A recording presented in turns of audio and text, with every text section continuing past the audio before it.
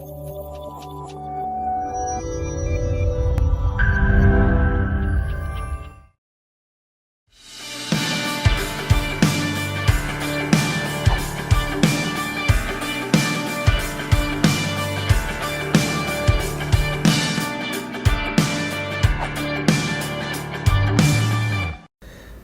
sejahtera bagi kita sekalian. Semoga kita selalu dalam lindungan Tuhan Yang Maha Esa. Perkenalkan, saya Apoteker Wahyu Priyolegowo, Sarjana Farmasi, Magister Farmasi. Saya merupakan salah satu dosen program studi pendidikan profesi apoteker di Sekolah Tinggi Farmasi Indonesia.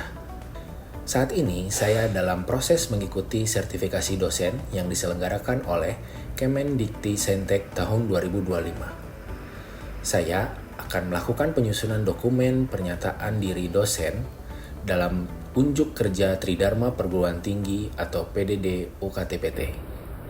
Pada kesempatan ini, saya akan memaparkan salah satu mata kuliah yang saya ampu, yaitu Farmasi Industri. Saya mengajar mata kuliah Farmasi Industri pada semester genap tahun ajaran 2024-2025. Bobot SKS, mata kuliah ini 2 SKS, dan mata kuliah Farmasi Industri ini merupakan mata kuliah wajib dengan kode khusus FA22180.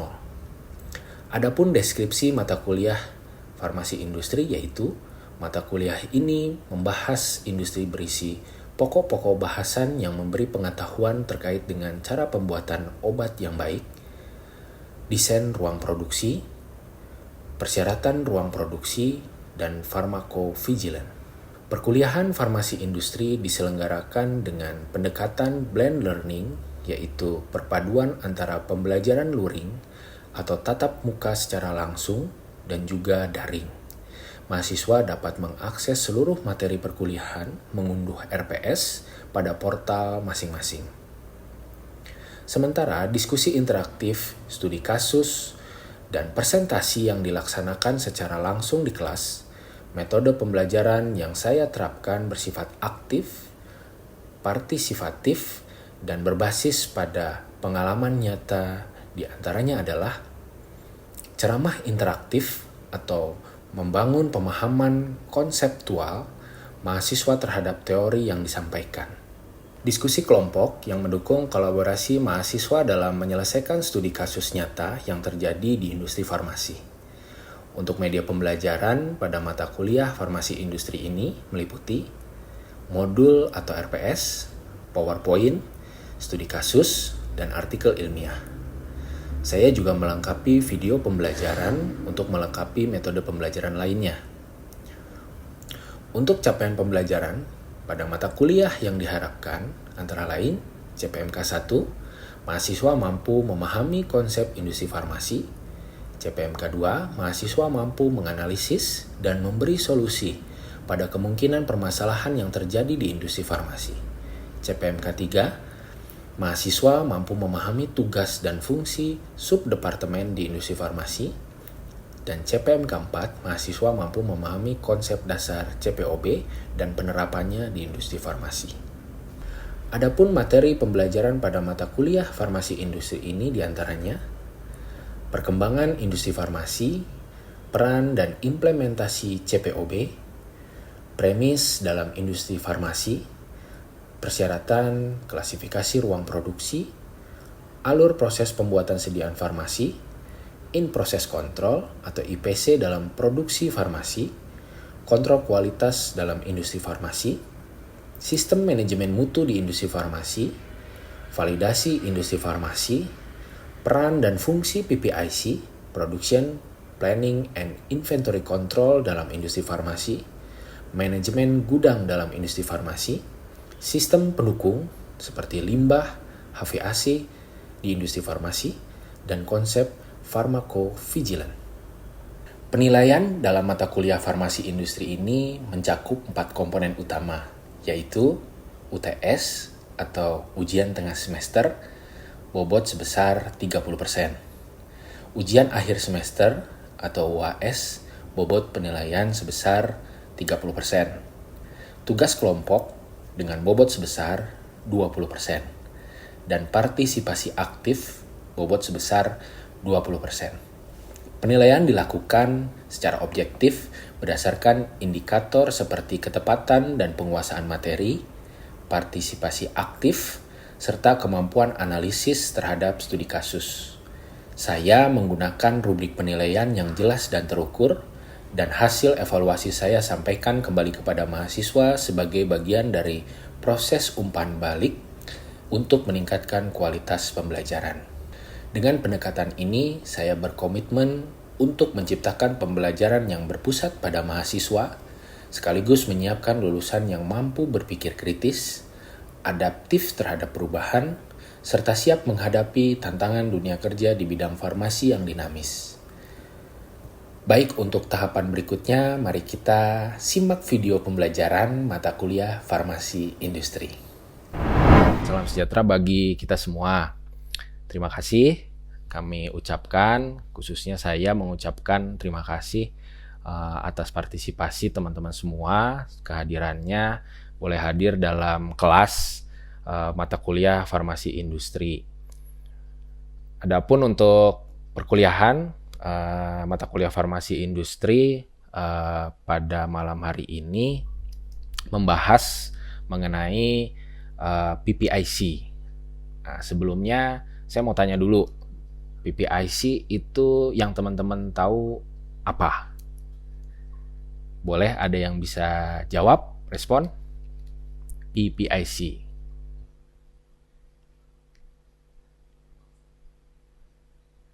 Sela, apa sel? PPIC sel. Ya. Ini yang saya tahu mengenai PPIC itu sebuah departemen yang mengurus mengenai perencanaan produksi ataupun pengendalian persediaan di suatu industri. Oke. Ya, betul ya. PPIC itu kepanjangan dari Production Planner gitu ya, atau Product Plan, bisa juga seperti itu. PP-nya ya. Kemudian IC-nya Inventory Control. Seperti singkatannya gitu ya, betul yang disampaikan Sela tadi, pengertiannya berarti itu ada dua hal di dalamnya gitu ya. PP gitu ya, yang merencanakan produksi, ini terkait dengan barang, terkait dengan personil, terkait dengan bahan baku, terkait dengan kebutuhan gitu ya, terkait dengan peralatan dan lain sebagainya. Kemudian yang kedua adalah IC Inventory Control, itu terkait dengan persediaan gitu ya. Persediaan kan barang itu dikirim terus-menerus, barang itu datang, bahan bakunya ya, datang terus-menerus. Kemudian seorang yang bekerja di Departemen PPIC, dalam hal ini farmasis atau apoteker, itu punya kewajiban untuk menilai sejauh apa bisa efektif persediaan yang ada di dalam gudang ya, terkait dengan gudang ya, gudang persediaan di industri tersebut. Nah, izin saya share screen ya. Nah, kita akan masuk ke dalam materi terkait dengan PPIC ini. Sudah muncul untuk slide-nya? Sudah ya, oke. Ya. Nah, terkait dengan PPIC tadi, jadi dimulai dari supply chain management ya.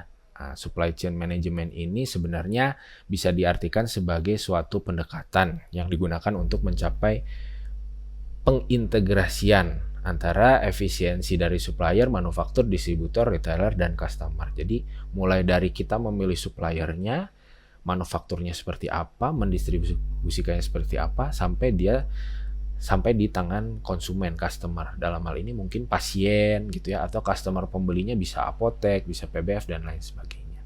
Nah, seorang PPIC harus punya ruang lingkup cara berpikir yang begitu luas gitu ya, mulai dari hulu ke hilirnya. Artinya barang yang diproduksi itu harus ada dalam jumlah yang tepat, kemudian waktu yang tepat sesuai dengan tenggat waktunya, kemudian sampai ke tempat yang tepat gitu. Nah, itu cara berpikir dari seorang PPIC tadi.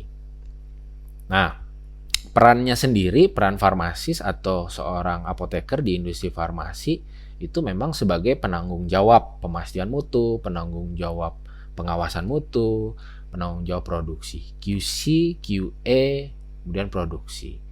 Nah, kemudian in teknisnya ya kita harus memahami juga terkait dengan supply, input, output, quality by design, quality risk management, kemudian cost saving, improvement terus-menerus gitu ya. Dan itu salah satu cara berpikir teknis yang digunakan atau yang harus dipahami oleh seorang PPIC gitu ya. Sehingga kita memilih supplier itu tepat gitu ya. Memilih rancangan produksinya tepat gitu ya, melalui R&D, melalui unit produksi gitu ya. Kemudian warehousing-nya, penyediaannya tepat, mendistribusikannya tepat sampai ke tangan customer itu dalam tempo waktu yang tepat, kemudian tempatnya juga tepat. Nah, selain itu juga waktu dan harga sampai ke customer sampai itu juga tepat gitu ya. Sehingga industri farmasi itu mendapatkan keuntungan yang sesuai gitu ya dengan produk yang diproduksi dari industri tersebut. Nah, ini siklus manufacturing ya. Manufacturing itu seorang PPIC harus mampu memahami hulu ke hilirnya gitu ya. Hulu ke hilir tadi mulai dari supplier gitu ya atau pemasok sampai ke tangan konsumen itu kira-kira rancangannya, perputarannya seperti apa di dalam industri itu. Ya. Kalau dari hulunya, kira-kira unit apa sih yang sebenarnya membantu atau hulu awal suatu produk itu dirancang, dikembangkan, itu kira-kira di departemen apa? Ada yang tahu nggak? Departemen apa sih yang sebenarnya ngurusin ini rancangannya gini, pengembangannya begini gitu ya? Kira-kira ada yang tahu nggak? Siapa nih? R&D ya, betul. Jadi PPIC itu kerjasama, punya satu hubungan dengan R&D sehingga R&D itu bisa mendukung gitu ya. Nih produk ini yang paling bisa memungkinkan untuk diformulasi dan diproduksi dengan scale up dengan besar. Nah PPIC juga nanti nih bakal laku nih kelihatannya di pasaran. Sesuai juga nih dengan bahan baku yang kita punya. Nah itu kerjasamanya, kedekatannya ada di R&D, betul ya. Nah ada 3 stakes yang sebenarnya penting gitu ya dalam PPIC ini bekerja gitu. Yang pertama adalah planning, bagaimana merencanakan, operation, bagaimana dia melaksanakan, dan yang terakhir adalah controlling, bagaimana dia memantau gitu ya, bagaimana dia mengawasi, bagaimana dia turut andil dalam hal efektivitas itu seperti apa. Tadi saya sebutkan kalau terkait dengan manusianya, personilnya seperti apa, terkait dengan alat gitu ya, efektivitas alatnya dan bahannya atau barangnya yang diproduksinya seperti apa. Nah, level dari PPIC sendiri itu bisa dibedakan menurut jangkauannya, strategi jangkauannya. Kalau jangkauannya panjang, jauh gitu ya, misalnya sampai dengan top eksekutif itu bisa jadi 1 tahun ke depan merancang seperti apa, itu long range-nya bisa sampai di top management. Kalau di medium range 3-18 bulan di sini ya secara teoritis, nah itu tactical planning disebutnya. Nah kalau short time gitu ya, di bawah 3 bulan itu namanya operational planning. Nah itu PPIC harus punya gambaran secara menyeluruh terkait hal itu. Nah, di beberapa industri macam-macam terkait dengan organisasinya ya PPIC itu. Tapi yang jelas teman-teman harus tahu dari skema atau bagan ini adalah PPIC itu sebenarnya intinya tadi production planning control, inventory control, IC ya. Nah, bisa ditambah dengan warehouse. Warehouse itu kalau kita lihat di sini dibagi menjadi 3 jenis sub ya, yaitu warehouse untuk gudang bahan baku, gudang bahan kemas, gudang retur gitu ya. Bisa juga gudang bahan jadi. Nah, itu bisa di bawah PPIC juga. Nah, untuk Production Planning Control sendiri, itu job deskripsinya juga bisa kita lihat ada 5 paling tidak. Melakukan agregasi data, kemudian membuat master production schedule, membuat weekly schedule-nya, kemudian melakukan rapat rutin dengan departemen-departemen terkait seperti R&D tadi ya, kemudian mengeluarkan nomor batch. Nah, sehingga impact yang dihasilkan itu bisa antisipasi kesalahan-kesalahan gitu ya, kesalahan analisa stok misalnya, kemudian penjadwalan produksi yang berantakan misalnya gitu ya, dengan scheduling yang baik itu bisa terantisipasi. Kemudian juga jadwal antar departemen jadinya nggak bertabrakan, kapan produksinya, kapan merancangnya, kapan scale up-nya. Nah, itu bisa diantisipasi oleh siapa? Oleh PPIC, supaya waktu pun jadi efektif begitu ya. Nah, tantangan PPC sendiri, product planner dan inventory tadi gitu ya. Nah, itu perlu memahami bisnis, alur bisnisnya tuh kayak gimana sih gitu ya, secara keseluruhan. Jadi harus mengenali dulu alur produksinya tuh kayak gimana gitu ya. Seorang PPIC itu nggak isinya hanya orang marketing aja, tapi mungkin seorang apoteker, seorang farmasis juga bisa memahami alur produksinya seperti apa. Karena setiap pembuatan manufaktur memiliki keunikan dan tantangan masing-masing. Sehingga seorang PPIC harus mampu berkomunikasi dengan semua departemen. Dan itu hal yang sangat penting ya. Yang skill gitu ya, yang dimiliki oleh seorang PPIC. Nah, kemudian terkait dengan inventory control ya, job deskripsinya dia harus mampu memonitoring bahan bakunya masih cukup nggak, masih siap nggak kita produksi lagi gitu ya, bahan kemasnya cukup nggak gitu ya, membuat pemesanan bahan baku kalau nggak cukup ya harus kita pesan secepatnya gitu ya. Kemudian memastikan pengadaan bahan baku itu sesuai timeline apa enggak, datangnya kapan gitu ya, masih lama ya kita nggak bisa produksi misalnya gitu ya. Kemudian memastikan bahan baku dan bahan kemas itu datang ke gudang sesuai dengan permintaan pemesanan. Sehingga impact-nya jangan sampai terjadi kesalahan perhitungan stok gitu ya. Ketersediaan bahan bakunya harus siap, ya. Ketersediaan bahan baku kemas juga harus siap seperti itu. Kemudian bisa mengantisipasi terjadi kecacatan produk atau dokumen material yang tidak lengkap gitu ya. Nah, secara overall gitu ya, seorang PPIC itu harus mampu memastikan, menghitung efektivitas, mengukur efektivitas itu terkait dengan penggunaan peralatan gitu ya. Nah, itu ada perhitungannya namanya OII. Nah, ada yang tahu, ada yang pernah dengar OII? Pernah dengar OII nggak? Gimana Sela? Iya, Pak. Makasih Pak. Oke. OII itu menghitung ya ketersediaan, menghitung kinerja, performan gitu ya, menghitung kualitas gitu ya, kualitas. Jadi ketersediaan apa? Ketersediaan waktu gitu ya, ketersediaan jumlah barang yang bisa diproduksi gitu ya. Kemudian kualitas jumlah barang yang diproduksi itu mestinya harus dihitung gitu ya, sehingga OII ini bisa muncul, seorang PPIC bisa menghitung OII-nya ini efektif apa enggak gitu ya.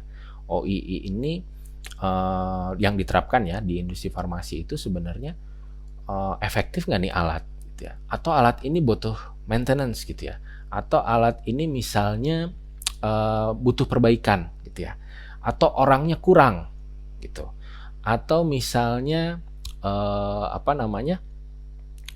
jangan-jangan tidak efektif alatnya, orangnya kurang, sehingga selama ini kecenderungan industri itu menjadi tidak efektif gitu ya. Nah, itu seorang PPIC harus mampu menghitung, mengevaluasi gitu ya, apakah yang dikerjakannya itu efektif gitu ya. Kemudian yang terakhir adalah terkait dengan man hour. Pernah dengar man hour juga?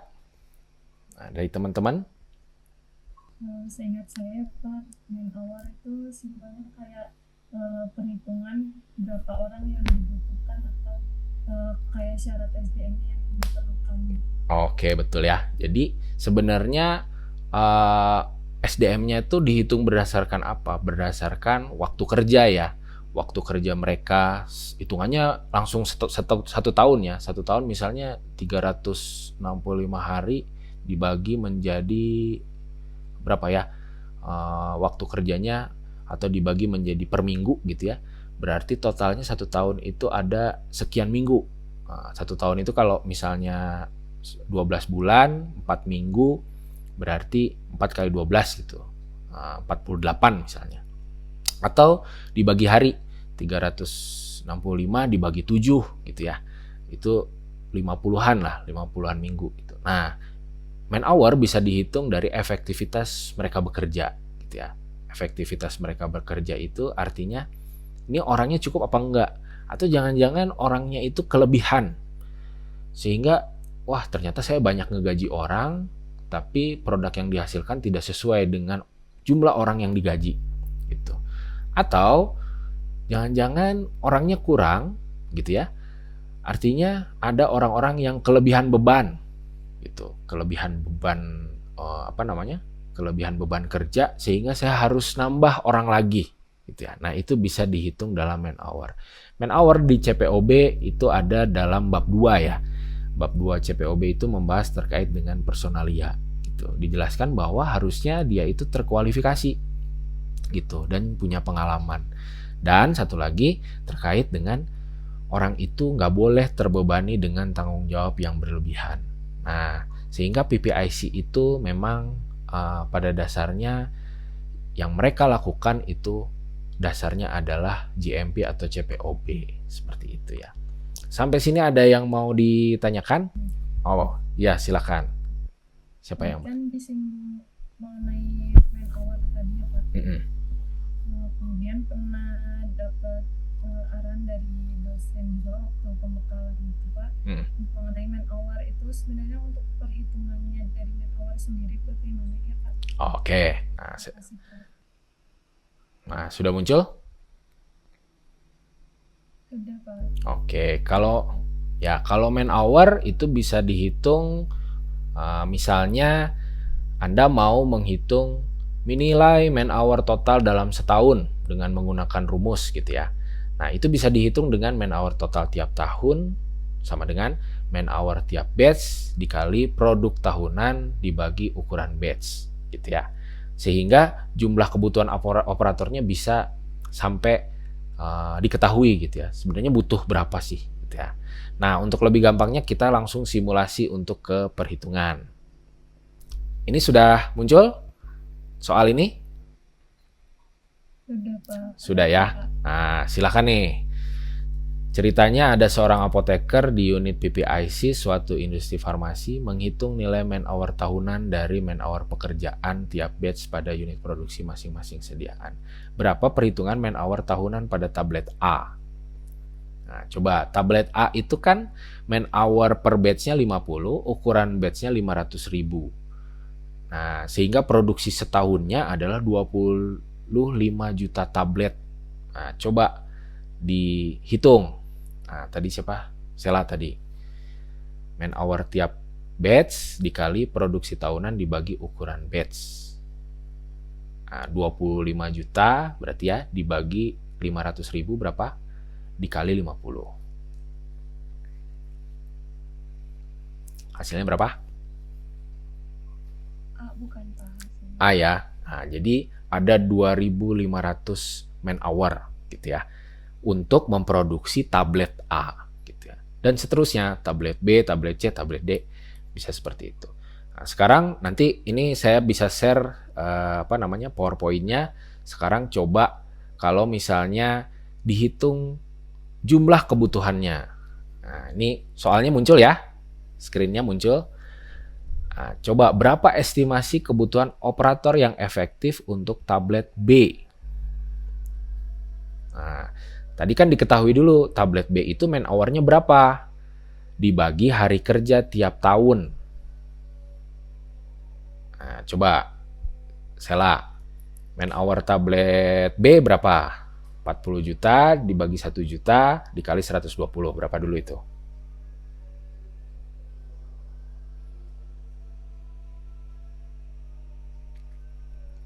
Berapa man hour tablet B?